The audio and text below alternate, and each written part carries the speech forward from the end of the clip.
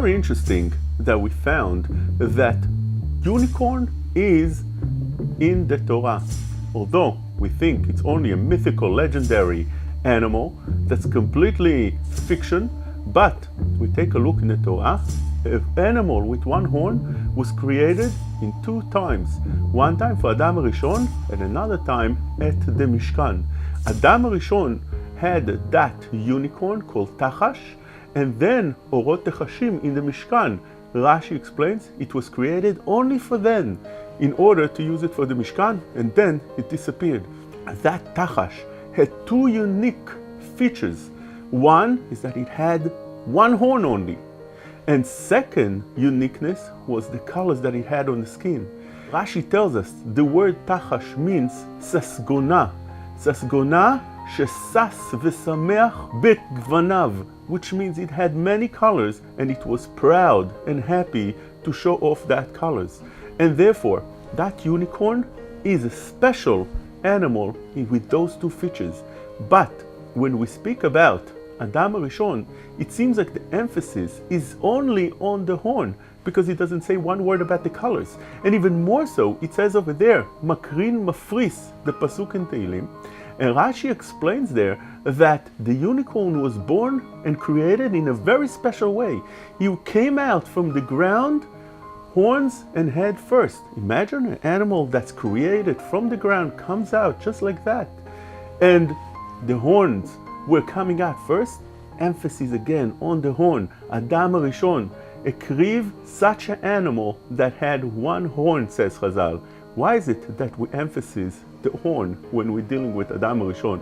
But then in the Mishkan, we don't say a word about the horn of the Tachash, but rather the beautiful colors that he had around the skin. The Mefarshim explained that he had 6 colors. And I think the Perush is because when a person brings a korban, he looks at the chesronot, he looks at the things that is lacking. When Adam Rishon brings a korban, he brings with such a korban that shows the things that it's lacking. It's lacking a horn.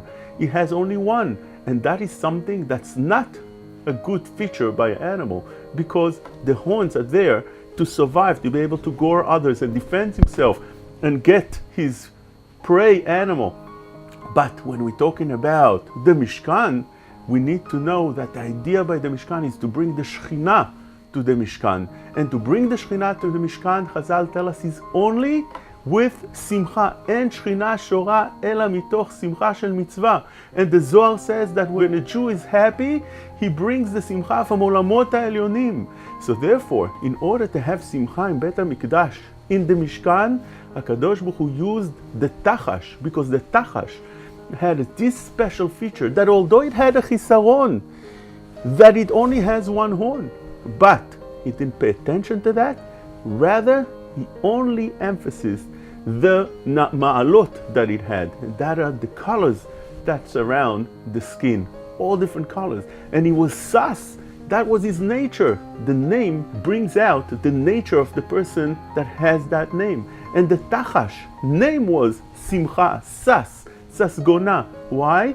Because all he was looking at is only those beautiful colors that he had, and he completely ignored the things that are not as good by him.